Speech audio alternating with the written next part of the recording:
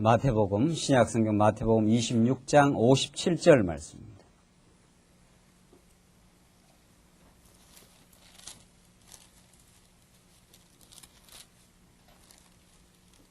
하나님 말씀 신약성경 마태복음 26장 57절 말씀입니다.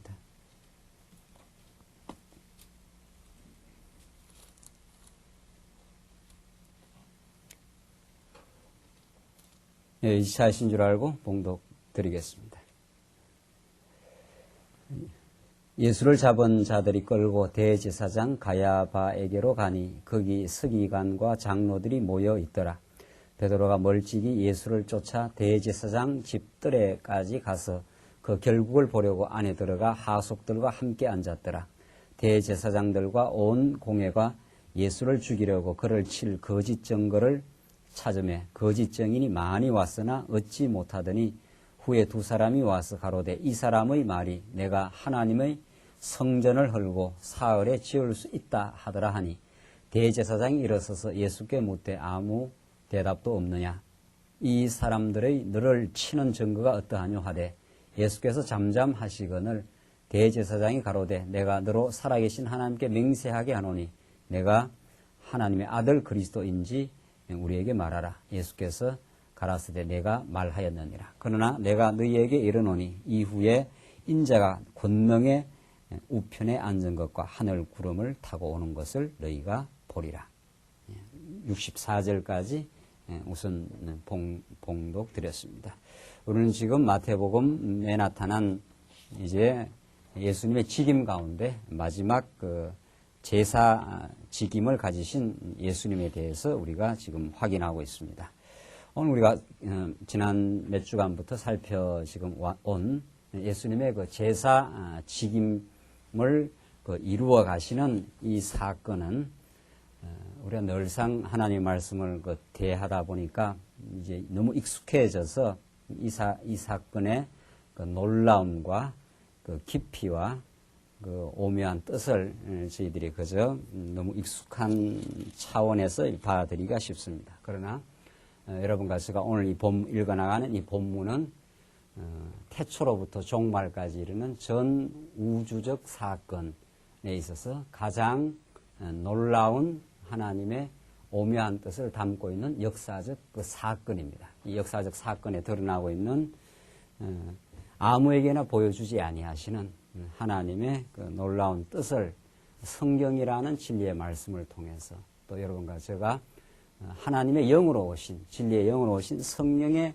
인도를 따라서 오늘 이 예수님이 제사직임으로 제사직으로서 제물로서 준비되시고 또 제물로서 잡히시고 이제 마침내 하나님의 뜻을 성취하기 위하여 제물로서 정죄당하시는 그것이 여러분과 제가 정죄당해야 될 그 자리에 오셔서 하나님의 그 심판대 앞에 십자가에서 대신 정죄당하시고 희생당하심으로 하나님이 이 땅에서 우리에게 보여주고자 하는 무궁한 하나님의 자비와 긍휼을 오늘 이 본문에서 우리에게 보여주고 있습니다.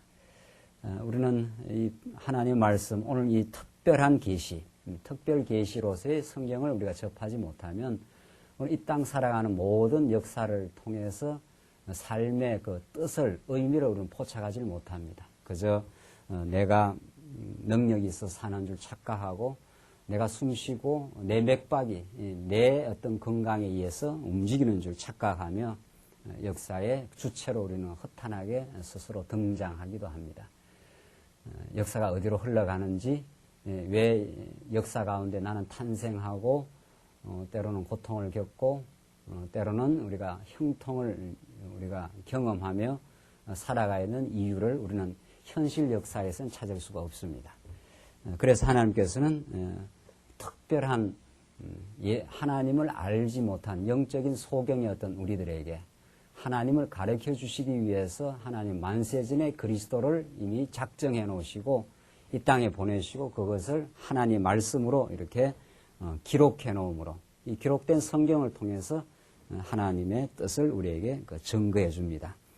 온 태초로부터 종말까지 우리는 얼마나 그 역사가 긴지 이제 알 길이 없는데 성경에서 나오는 원리, 하나님께 태초에 천지 만물을 지으시고 역사 가운데 그리스도가 오시고 지금 21세가 진행되고 언제 이제 예수님 오실지 그 구체적인 시간과 날짜는 우리는 알 길이 없도록 하나님이 하시는 그 시종을 우리라고 알 수 없도록 해놓고 하나님은 자기의 주권대로 인도해 가십니다.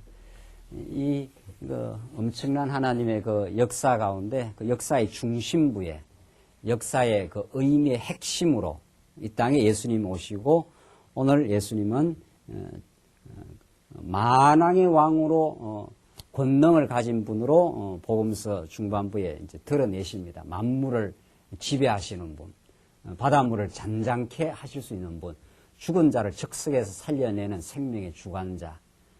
그러한 만왕의 왕 예수 그리스도가 이제 가장 굴욕적인 죽음과 이제 법정에서의 심판과 그릇된 심판과 악당들의 손에 잡혀서 이제 그릇된 그 심판을 받고 정죄당하여 죽어가는 이 놀라운 이 하나님의 그 각본에 의한 대언약 성취의 드라마, 우리를 향한 구속의 역사가 오늘 본문에 이루어집니다. 오늘 이 본문을 차근차근 살피면서 하나님 우리를 얼마나 정말 사랑하셨고 그 사랑을 이미 2000년 전 그리스도 사건을 통해서 확증하시는가를 보십시다. 오늘 본문은 우리 지난 시간 이어서 제물로서 희생 제물로서 구약식으로 말하면 양 한 마리로 이스라엘 백성들의 죄를 걸머지시고 이제 성전 안으로 들어가시는 이제 희생 그 번제단 앞으로 가는 순순한 양처럼 끌려가시는 예수님의 모습이 오늘 본문에 나옵니다. 보시면 대제사장 가야바에 넘겨서 수치를 당하는데 57절 자세히 한번 보십시다. 예수를 잡은 자들이 이 악당들이 예수를 잡습니다. 그러니까 예수님께서 너들이 나를 강도 잡듯이 나를 잡으러 왔느냐? 내가 성전에서 얼마나 내가 가르쳤는데 그때 너희들이 나를 잡지 아니했느냐? 이렇게 너희들이 나를 잡았다고 착각하지만은 이것은 선지자의 글을 이루려 하심이라. 예수님께서 우리 지난 시간에 하신 이 하나님의 언약의 뜻, 하나님의 영원한 작정된 뜻을 이루기 위해서 지금 내가 잡혀가지 너희들이 나를 잡아간다고 착각하지 말라. 예수님은 잡혀가면서 이제 하나님의 뜻을 지금 우리들에게 알려준 거죠. 57절 예수를 잡은 자들이 끌고 대제사장 가야베로 가니 거기 서기관과 장로들이 모여 있더라. 베드로가 멀찍이 예수를 쫓아 대제사장 집들에까지 가서 그 결국을 보려고 안에 들어가 하속들과 함께 앉았더라. 이 하나님의 각본이 아주 참 재미납니다. 베드로는 그 앞에 제자들이 다 예수를 버리고 도망갔다더라. 그게 56절 마지막에 나와 있잖아요. 왜냐하면 이거 금과 몽치를 들고 이 로마 병정들, 그 당대 로마 병정은 일본 순사들을 생각하면 되는 거죠. 등장했다면 다 벌벌 떠는 권력자들, 실제 생사 여탈권을 가지고 있는 죽이고 살리고 할 수 있는 뭐 그런 자들이 욱 등장해서 예수를 지금 잡아가니까 제자들이야 뭐 힘없는 제자들이 다 도망칠 수밖에 없죠. 그런데 이제 베드로가 얼마나 호언장담했던 베드로가 예수를 쫓아 이제 어떻게 되나 그 결국을 보려고 하속들과 함께 앉았더라. 이게 이제 무리에 섞여가지고 이제 예수님이 어떻게 되나 이제 이렇게 자기가 죽을지언정 죽는 데까지 따라가겠다고 호언장담을 했기 때문에 차마에 도망치지는 못하고 섞여서 지금 따라가고 있는 겁니다. 59절 대제사장들과 온 공회가 예수를 죽이려고 그를 칠 거짓 증거를 찾으며 자, 이 공회 자체 이 공회는 그 당시 산헤드린 공회 예루살렘 종교회의의 최고 회의입니다. 그러니까 이 공회가 여기서 결정나는 모든 결정들이 이제 예루살렘 그 당시 그 예루살렘 그 일대의 종교적 최고 요즘 말하면 대법원 뭐 이런 겁니다. 종교적 판결을 최종적으로 하면은 이것이 그대로 그 당대는 요즘 사회와 달리 종교적 사회죠. 그 당대는 요즘은 종교라는 것이 시민사회에서 한 부분으로 되어 있지만은 이 사회적 시각에서 볼 때는 뭐 그러나 이 시대에는 이 공예는 모든 그 이스라엘 사람들의 모든 걸 그 장악하고 있는 그런 그 공예입니다. 그 사람들이 전부 모여서 예수를 죽이려고 그를 칠 거짓 증거를 찾습니다. 그러니까 뭐 제대로 된 증거를 찾는 게 아니라 이미 이 공예가 어둠의 소욕에 의해서 음모를 꾸미고 있다 하는 것을 지금 마태복음 기자가 이제 보여줍니다. 뭐 제대로 된 증거가 아니고요. 거짓 증거를 찾아서 예수를 이제 몰아가려고 하는. 60절, 거짓 증거들이 많이 와서는 얻지 못하더니 후에 두 사람이 와서 가로되 이 사람의 말이 내가 하나님의 성전을 헐고 사흘에 지을 수 있다 하더라 하니. 예수님께서 이 말씀을 하신 거죠. 하나님의 성전을 헐고 사흘에 지을 수 있다 하더라. 이것이 예수가 이제 예수를 죽일 수 있는 이제 거짓 증거 중에 하나인 거죠. 이 종교적 죄에 지금 걸렸다 이런 뜻입니다. 예수님이. 그도 이 말 속에 예수님 당대의 바리새인과 이 가야바를 위시로 한 이 대제사장 이들이 무엇에 생명을 걸고 있었다 하는 것을 알 수 있는데 예수를 결국은 못 박아 죽이는 그들의 그 근거는 그들이 가장 소중한 걸 예수님 풀어버리라 이렇게 했단 말이죠. 그러니까 예수님은 참 진리로 오시고 영원한 제사직을 지금 수행하러 오셔서 예수님이 제사를 수행하기 위해서는 말할 것도 없이 재물이 있어야 되고 재물이 있어야 되고 재물을 드리게 되는 성전이 있어야 되고 이 재물을 갖고 직접 제사를 집행하는 제사장이 있어요. 이게 이제 제사의 3대 요소인데 구약의 모든 제사들, 모세율법에 나타나는 모든 그 제사제도는 제사제도 이게 세 가지 요소가 필요한데 이것이 무엇을 우리에게 가르쳐주고 있는가? 예수님 당대의 대제사장 가야바를 위시한 이 산헤드린 공회는 구약의 이 구약적 제사를 그대로 지금 지낸다고 착각하면서 그 종교적 기득권을 확보하고 있는 그런 사람들이죠.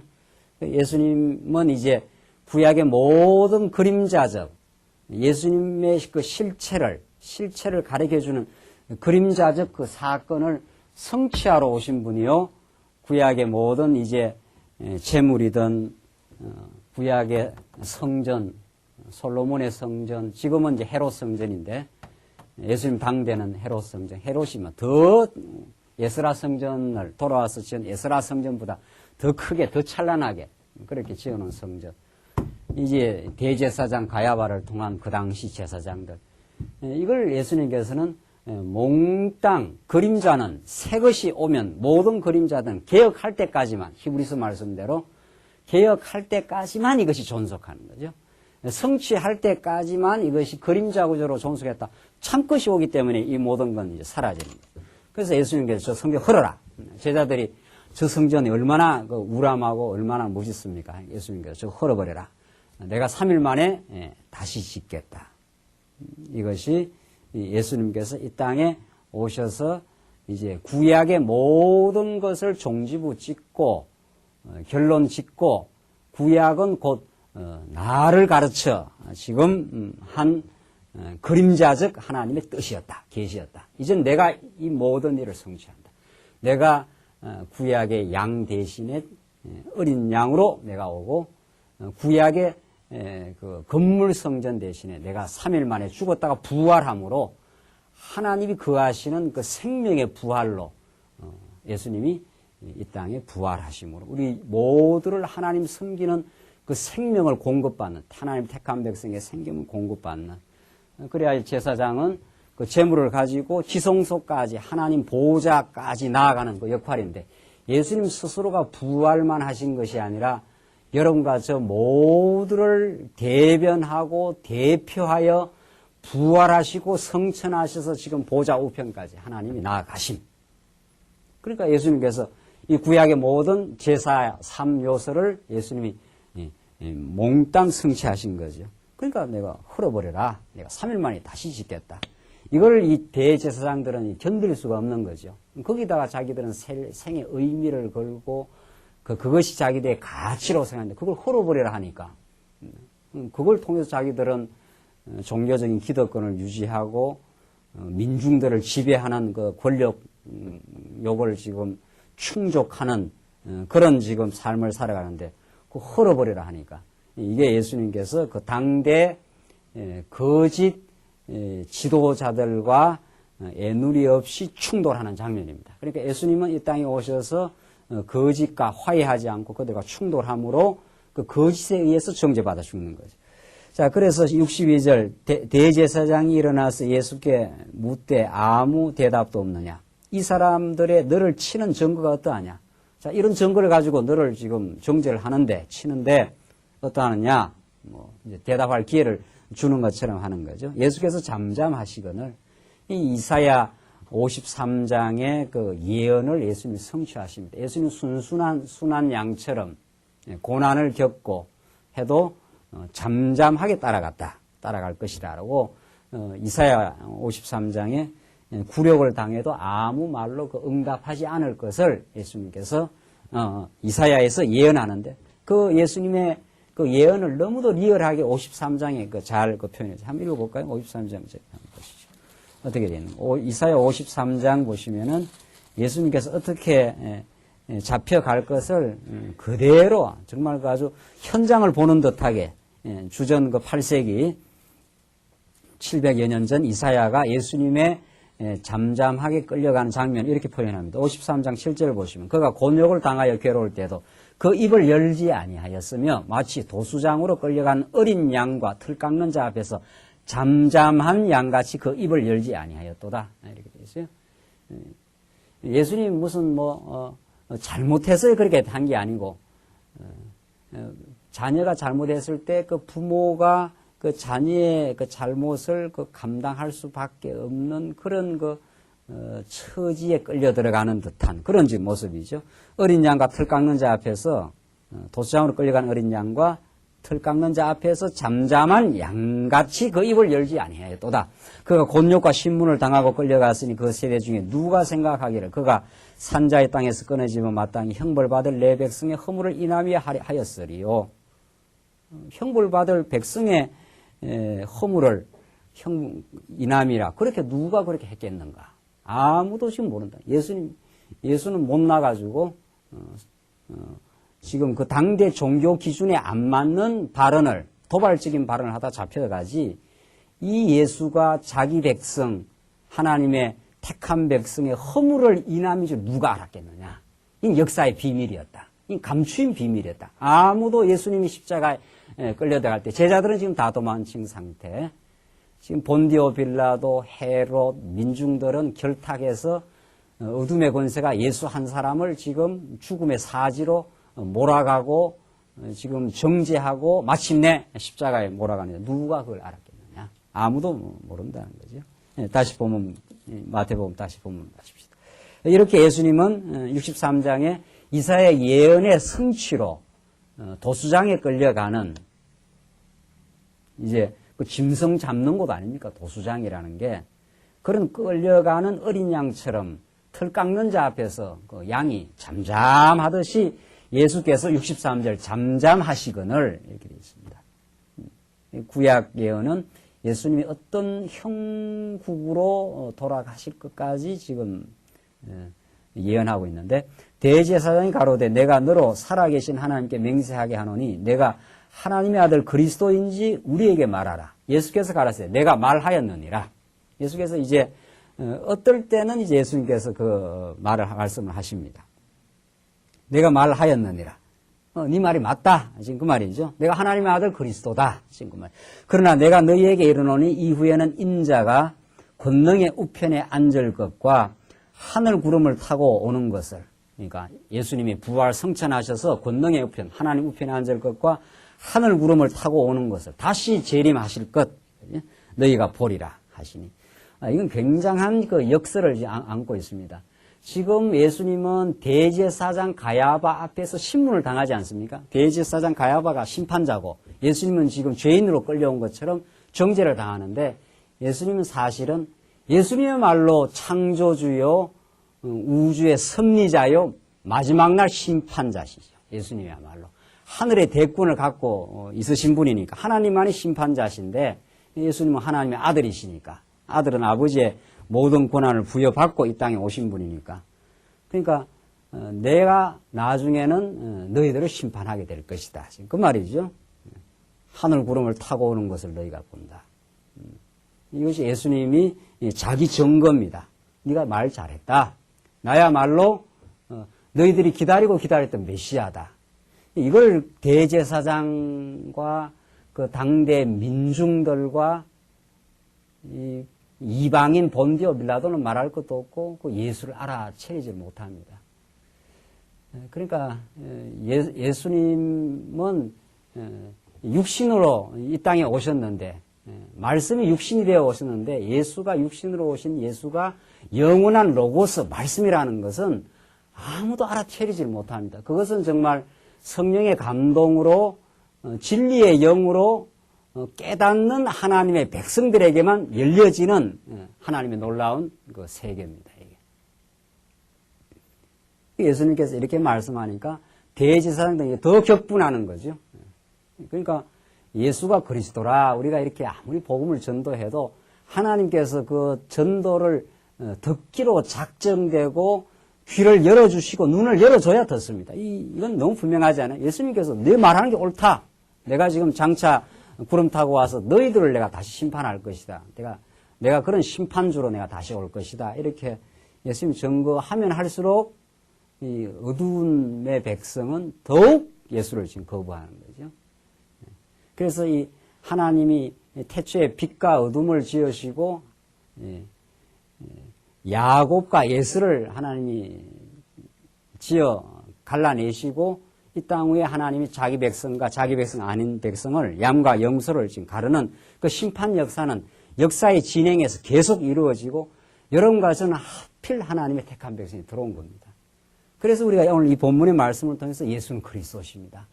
나사렛에서 한 인간의 몸으로 갈릴리 바다를 다니시고 제자들과 더불어 다니신 그분이 바로 우주 만물의 주관자 그리스도이십니다. 우리를 영원히 사랑하시고 십자가에 죽으시고 우리의 모든 죄를 사해 주신 분입니다. 이렇게 믿는 믿음은 이건 보통의 은혜가 아닌 거죠. 이건 우리의 어떤 결단과 지혜로 된 일이 아닙니다. 성령이 찾아오시고 우리에게 깨닫게 하셔야 이게 믿어지는 사건입니다.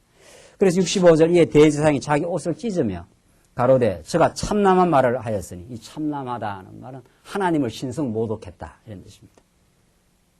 너 목수의 아들인데 지금 그 말이죠. 너는 지금 연약한 한 인간으로 와서 지금 이제 잡혀서 지금 신문을 받고 있는데 그리스도라니 지금 그런 말이죠. 그들의 눈에는 정치적 메시아를 기다렸던 유대 나라를 군사적이고 정치적으로 로마를 뒤집어엎고 이 땅 위에 하나님의 나라를 이루고자 염원했던 이 유대주의자들.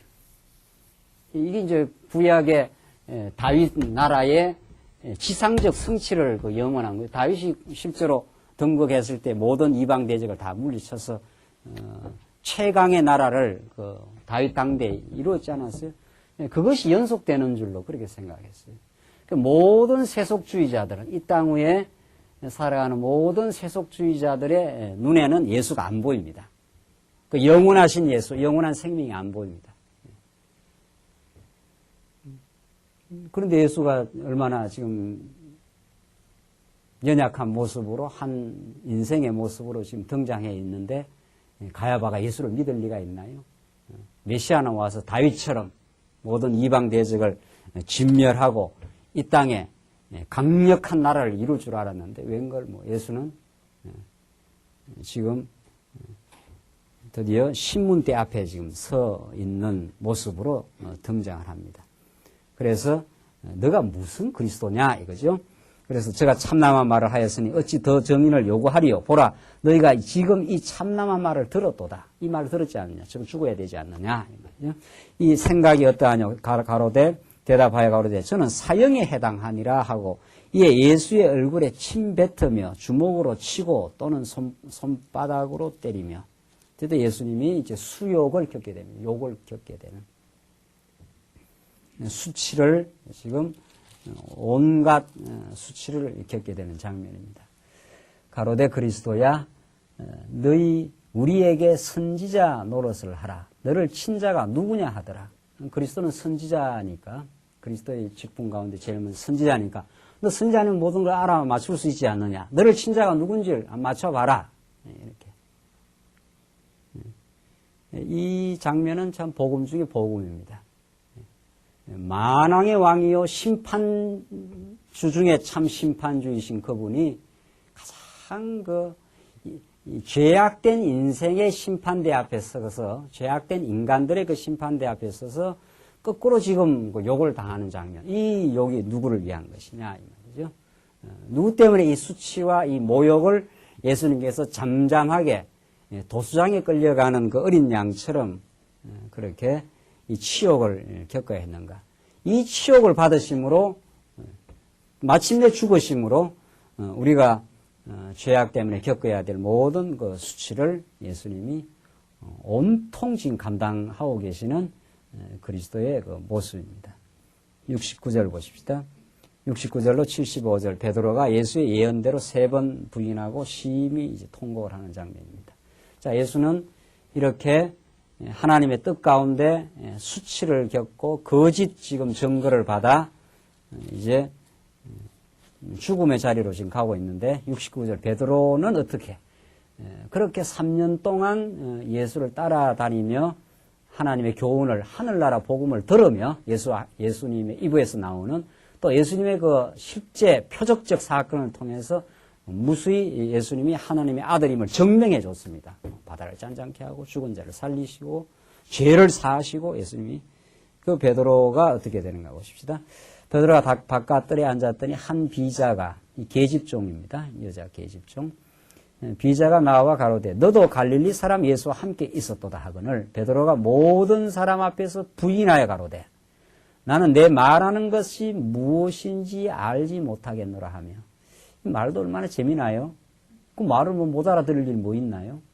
뭐 예수와 같이 앉아 있지 않느냐 하면 뭐 앉아 있었다라든가 없으면 없었다라든가 이래야 되는데 그러니까 이런 걸 우리 말에 옛날에 허허실실법이라고 합니다.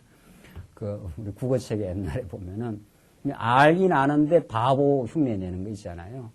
그렇게 함으로 그 어려운 그 곤경을 이렇게 슬쩍 피해 나가는. 그 말을 못 알아들을 말이 뭐 있나요? 내가 말하는 것이 무엇인지 알지 뭐. 근데 무슨 소리인지 하는지 잘 모르겠다. 이러면서 답을 피해 나가는 거죠. 답을 피해 나가는.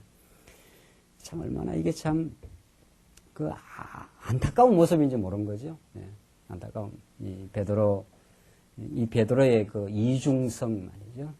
네, 그렇게 결단하고 호언장담하고 죽을 자리까지 나가겠다고 했던 베드로. 이제 예수님이 수욕을 겪으며 수치를 겪으며 이제 죽음의 이제 음침한 골짜기로 이제 서서히 가고 있는 그 장면에 베드로는 예수를 이제 거부하고 부인하고 나오는 거죠. 그것도 무슨 말인지 내가 잘 모르겠다. 네가 말하는 말인데 무슨 말인지 모르겠다. 이러면서 대답을 회피하면서 피해 나가는 거죠. 71절 앞문으로 나아가서 그 다른 비자가 저를 보고 거기 있는 사람들에게 말하되 이 사람은 나사렛 예수와 함께 있었도다 하며 다른 이제 계집종 하나가 다시 베드로를 알아봤습니다. 아, 이 사람이 나사렛 예수와 함께 있었던 제자다. 덜컥 이제 겁이 더 난 거죠. 그러니까 72절 베드로가 맹세하고 또 부인하여 이제 좀 한 단계 더 나갑니다. 그냥 부인한 게 아니고 맹세하고 결단코 이런 말이죠. 맹세라는 것은 결단코 나는 아니다. 이렇게 이제 그 앞에는 그냥 뭐 모든 사람이 부인하고 하면서 이 논점을 회피하면서 이것을 피해 나갔는데 말하는 것을 여기서는 맹세하고 또 부인하여 이렇게 되어 있기 때문에 더 강한 의조로 이제 부인한 겁니다. 더 덜컥 겁이 난 겁니다. 한 사람 또 한 사람이 비자가 와서 이 나사렛 예수와 함께 있었다.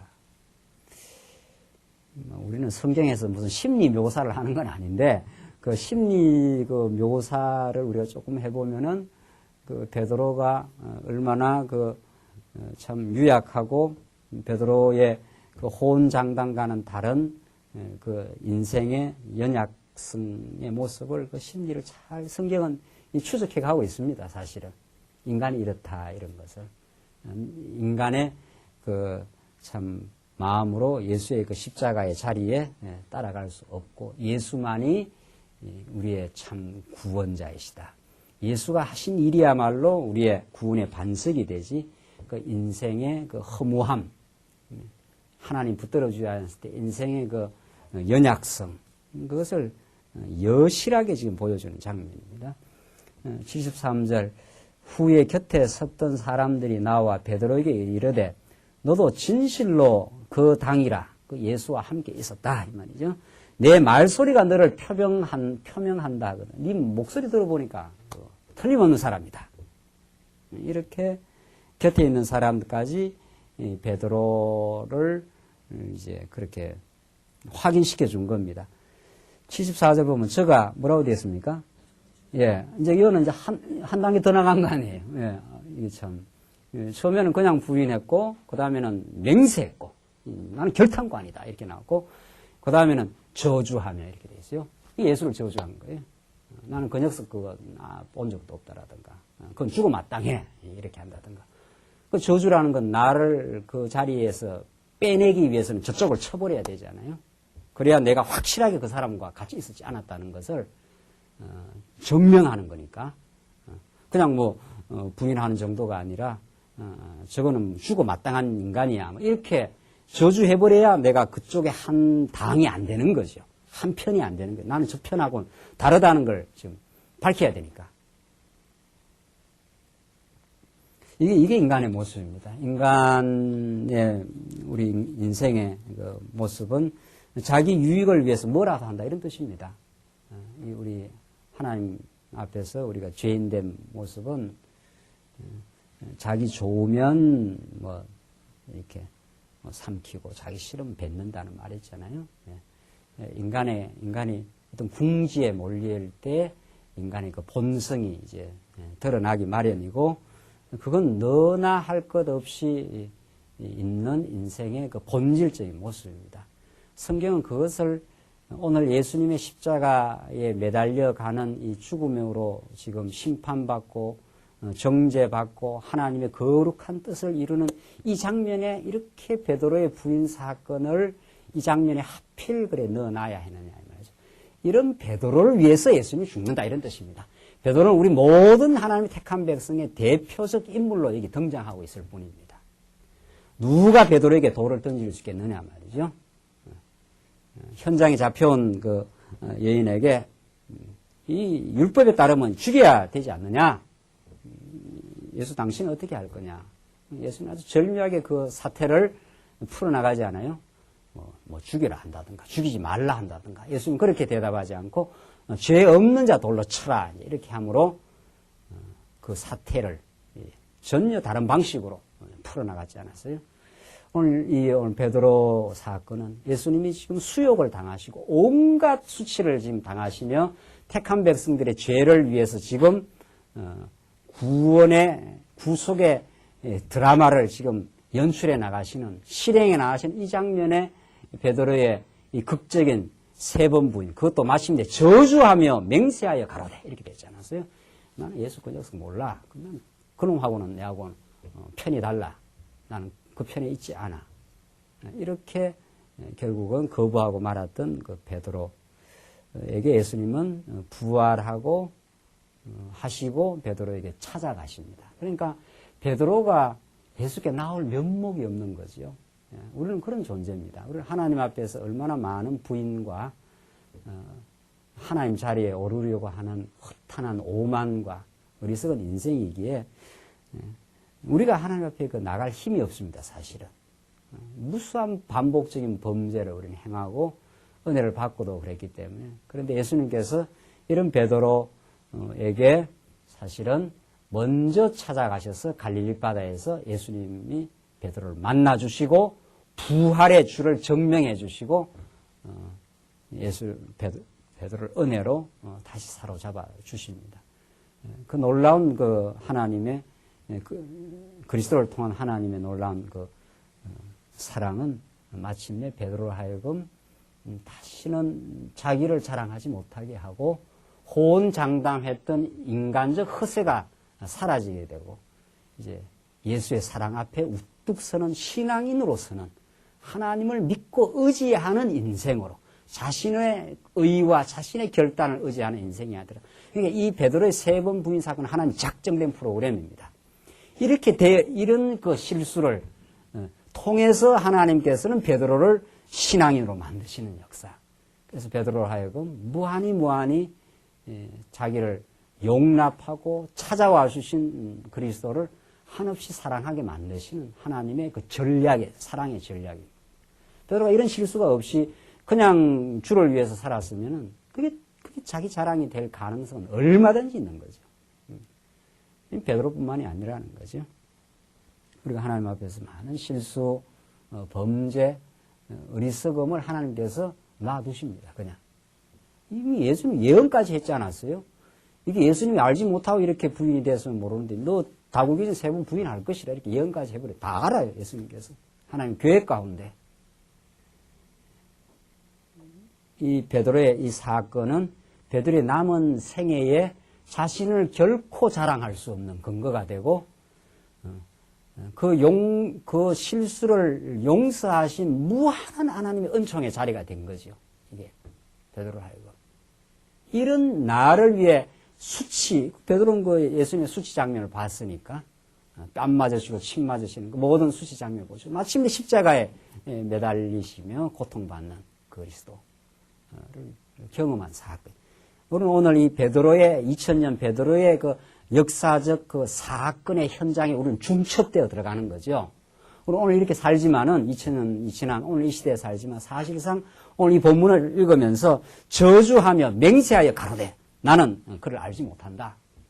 이렇게 한 베드로의 사건 속으로 우리는 빨려 들어갑니다. 사실은. 얼마나 우리는 예수를 부인하고 살 때가 많냐 말이죠. 예수를 그리스도로 우리가 인정하고 산다면 왜 시기를 하며 왜 불안해하며 왜 염려하며 하겠느냐 말이죠. 정말 우리가 예수를 그리스도로 인정하고 산다면 당당할 것이요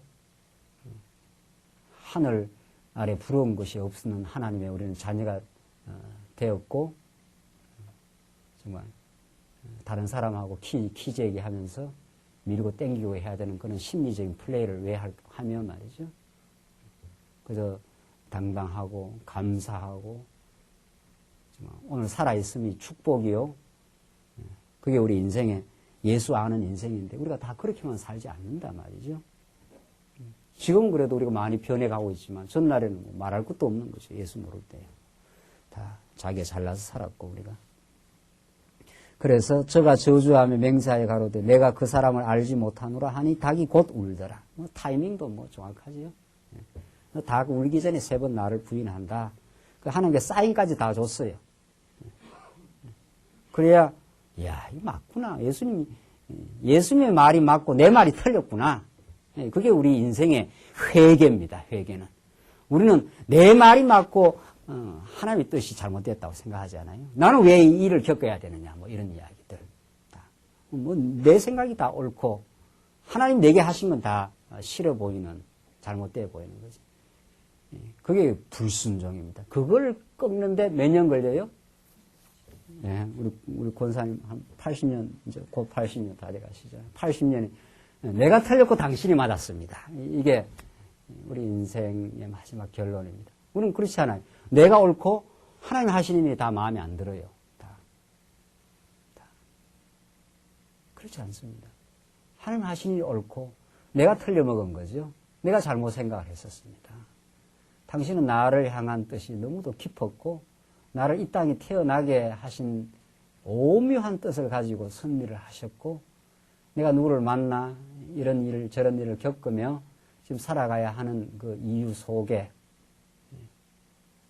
그리스도의 그 놀라운 구속의 은혜를 경험케 하려고 베드로처럼 우리도 부인하고 때로는 비겁하고 때로는 허세를 부려야 그저 사는 듯한 그런 허한 인생으로 우리가 살아왔고 그런 우리 인생을 예수 만나 참 복된 인생으로 이제는 실한 인생으로 예수 만난 게 우리는 최고의 가치니까 더 이상 우리는 그 인생에서 그 가치를 찾을 수 없을 만큼 최고의 밭에 보화를 받는 사람은 전 재산을 두고 그 보화를 샀더라 했지 않았어요? 그게 천국이에요.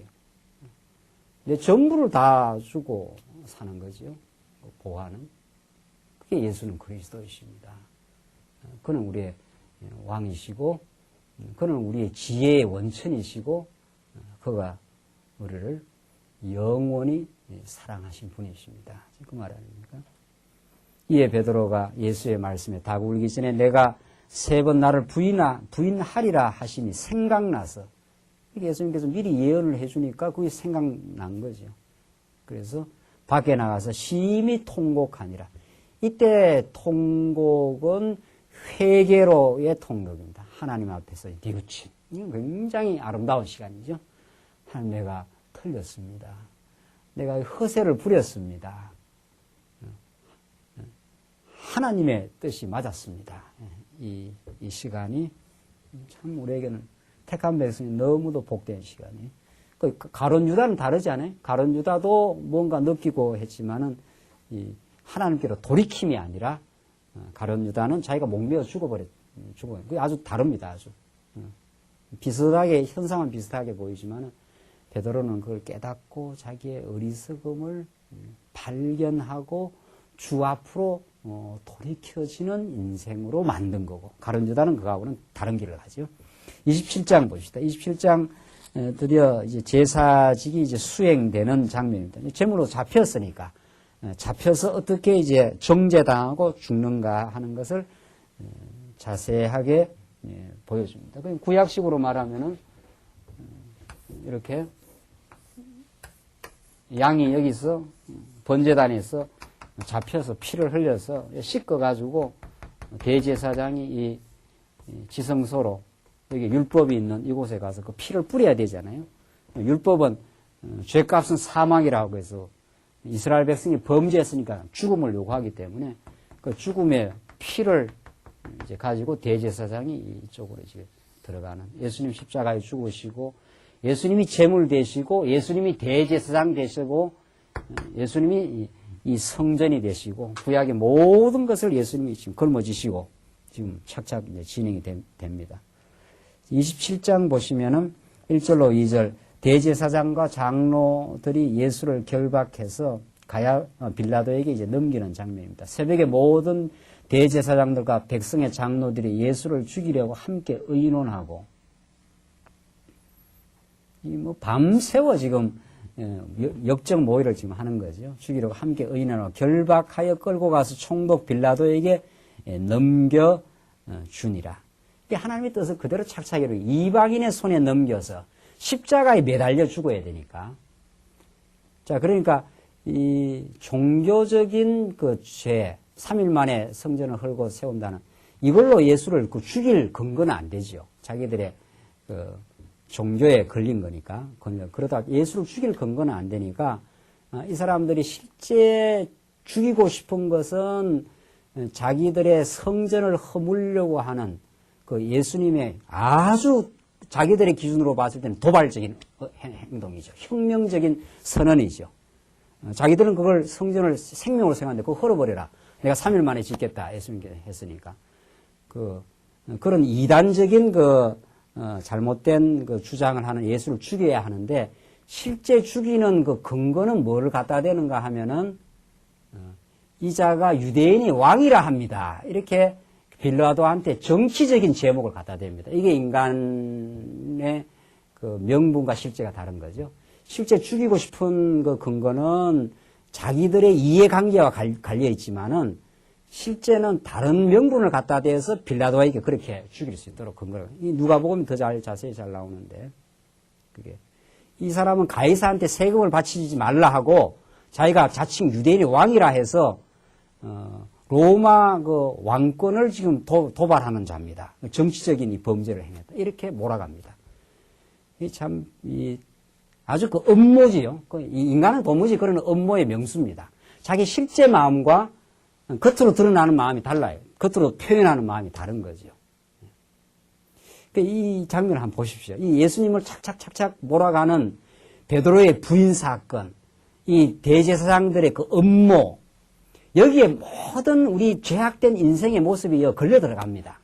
실제 여기에 걸려 들어갑니다. 그 내면과 외면이 다른 거죠. 다른 거죠. 이 눈치가 뭐 그렇지 않다는 눈치 같은데 그렇지 않습니다. 인간이 얼마나 내면과 외면이 다를 수 있는가. 그 인간의 그 업무라는 게 그렇습니다. 그 실제로는 자기들이 많이 마음에 안 드는 거죠. 그러나 딴 명분을 갖다 대서 예수를 이제 몰아가는 거죠. 자, 그렇게 해서 빌라도에게 넘겨주는데 때에 예수를 판 유다가 그 정죄됨을 보고 스스로 뉘우쳐 그 은 30을 대제사장들과 장로들에게 도로 갖다 주며 가로되 내가 무지한 피를 팔고 죄를 범하였도다 하니 저희가 가로되 그것이 우리에게 무슨 상관이 있느냐 내가 당하라 하거늘. 그러니까 딱 잡아 떼버려요. 네가 이랬지 우리하고는 상관없다. 모든 인간은 그 책임 전가합니다. 모든 인생은. 네가 당하지 우리한테는 할 이유가 하나도 없다. 5절 유다가 은을 성수에 던져놓고 물러가서 스스로 목매어 죽은지라. 자살을 한 거죠. 뭔가 마음에 찔리긴 했어요. 마음이 찔리긴 해가지고 그 돈을 대사장에 가져오니까 대제사장들은 그 예수의 죽음의 공범자 아닙니까? 그렇죠. 돈 은 30을 주고 그 유다를 이용해서 예수를 팔아넘겼으니까. 이 대제사장들은 자기 책임 안 지는 거죠. 네가 당해라. 네가 은 30 먹고 했지 않았냐. 그러니까 죄의 책임은 다른 사람에게 전가하고 실제 의도와는 다른 계획을 가지고 예수를 몰아가고 지금 그런 겁니다. 이 예수님의 그 십자가의 죽음으로 가는 그 자리에 인생들의 그 음모와 책임 전가와 호언장담하던 베드로의 세 분의 그 거듭 부인되는 그 부인의 사건, 이 배반의 사건. 이게 인생의 그 죄악된 모습인 거죠. 그리고 유다는 하나님께로 돌이킨 게 아니고 그냥 목매어 죽어버리고 맙니다. 이건 하나님께로 돌이킨 게 아니에요. 이거는 하나님의 심판이 드러났고 불택자로서 그냥 죽어버린 거죠. 6절 대제사장들이 그 은을 거두고 가로되 이것은 핏값이라 성전고에 넣어둠이 옳지 않다 하고 의논한 후 이것으로 토기장이의 밭을 사서 나그네의 묘지를 삼았으니 이건 핏값이기 때문에 성전고에다 넣는 게 좋지 않다. 찝찝하다 이 말이죠. 그러므로 오늘날까지 그 밭을 피밭이라 일컫느니라. 이에 선지자 예레미야에 하신 말씀이 이루었나니 유다가 가론 유다가 예수를 잡아 넘기고 마침내 이제 목매여서 자기 양심에 찔려서 죽어버린 이 사건이 예레미야에 예언된 사건이라 저희가 그 정가된 자 곧 이스라엘 자손 중에서 정가한 자의 가격 곧 은 30을 가지고 토기장의 밭값으로 주었으니 이는 주께서 내게 명하신 바와 같으니라 하였더라. 이게 예레미야의 이런 가론 유다가 은 30에 예수를 팔아서 그 돈이 이제 토기장의 밭값으로 그렇게 쓰여질 것을 예레미야 예언된 성취 사건이다. 그렇게 지금 가르쳐주고 있습니다.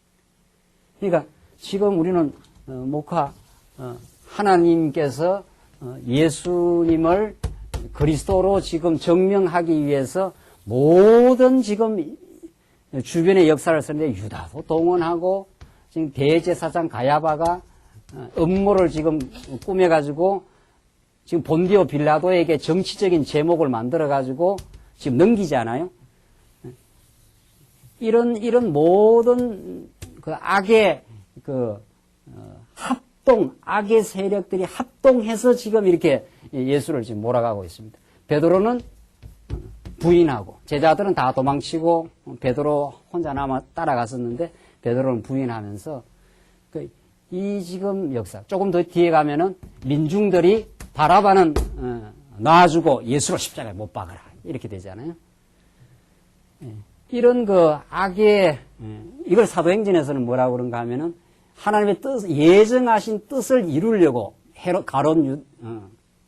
헤롯과 본디오 빌라도와 이 모든 백성들이 모여서 합동하여 하나님의 예정한 뜻을 이루려고 이 성에 모였나이다. 그렇게 이제 설명을 해요. 그 베드로 설교, 유명한 그 설교에.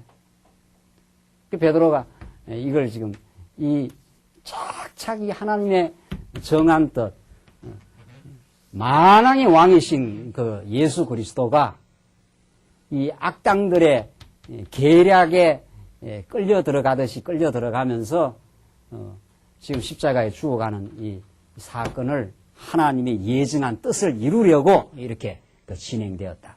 그러니까 이 악당들은 그리고 가룟 유다는 자기들의 그 뜻을 이루기 위해서 예수를 십자가로 죽음의 자리로 지금 몰아가지만은 그것이 반전되어서 하나님의 뜻을 이룰 줄 누가 알았느냐 말이죠. 여기에 정말 우리가 하나님을 믿고 승리의 길로 가는, 그래서 우리가 하나님을 점점 믿음으로 사는 사람들에게서 어떤 계략이라든가 어떤 자꾸 이렇게 뒤에서 음모를 꾸민다든가 이런 것들이 자꾸 사라지는 거예요. 아무리 이렇게 음모를 꾸며가지고 이 전부 다 유다가 38화 넘기고 대제사장은 네 책임이라고 밀고 이렇게 저렇게 하면서 지금 착착착착 지금 어떤 자기들의 뜻을 이루려고 지금 본디오 빌라도는 또 어떻습니까? 조금 이제 우리 다음 시간 공부하는데 본디오 빌라도는 우유부단의 특징입니다. 우유부단의. 그러니까 눈치 봐가면서 지금 예수가 죽을 죄가 없다는 걸 알아요. 그래 놔둘라 하니까 민중들이 들고 일어나가지고 점점 예수를 십자가에 죽이라 그랬죠. 죽이라 그래요.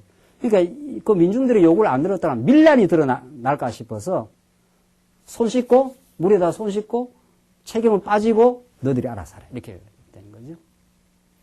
그렇게 해서 이 모든 사람들이 작당해서 지금 자기들의 이해관계가 얽혀있고 자기 유익을 위해서 이렇게 몰아갑니다.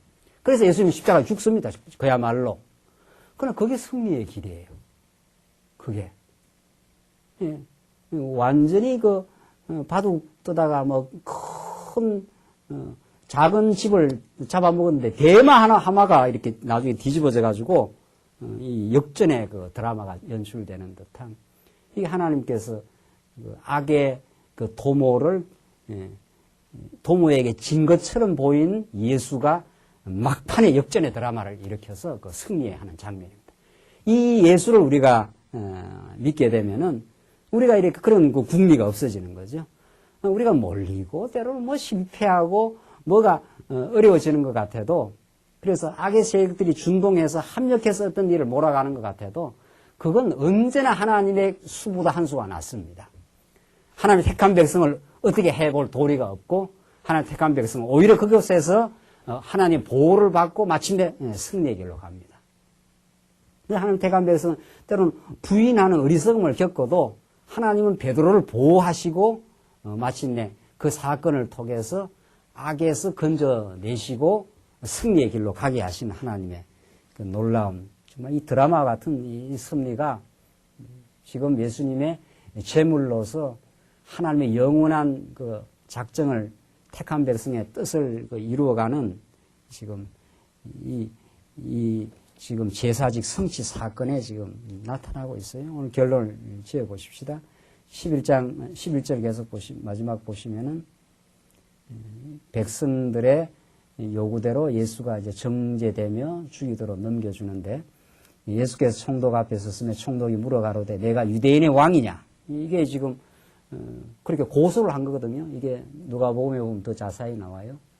이자가 유대인 왕이라 합니다. 가이사한테 세금 바치지 말라 합니다. 그러니까 지금 빌라도가 네가 진짜 유대인 왕이냐 이렇게 묻는 거죠. 너가 지금 로마 황제를 지금 거부하는 그런 왕이냐? 예수께서 대답하시 내 말이 옳도다. 내가 진짜 유대인 왕이다. 내가 그런 거죠. 대제사장들과 장로들에게 고소를 당하되 아무 대답도 아니하시더라. 그러니까 대제사장과 장로들에게 고소를 당할 때는 말 안 하고 총독이 물으니까 맞다. 날 죽이라 이 말이죠. 너가 거는 죄목에 내가 걸린다. 그야말로 그런 거죠. 이에 빌라도가 이르되 저희가 너를 쳐서 얼마나 많은 것으로 증거하는지 듣지 못하느냐 하되 한마디도 대답지 아니하시는지라. 총독이 심히 기이 여기더라. 참 이상하다. 이렇게 얘기하는 거죠. 명제를 당하면 총독이 무리의 소원대로 죄수 하나를 놓아주는 전례가 있더니 그때 바라바라 하는 유명한 죄수가 있는데 저희가 모였을 때 빌라도에게 물어가로되 너희는 내가 누구를 너희에게 놓아주기를 원하느냐 바라바냐 그리스도라 하는 예수냐 하니 이는 저가 그들의 시기로 예수를 넘겨준 줄 알미러라. 이 사람들이 시기해가지고 예수를 지금 넘겨준 줄 압니다.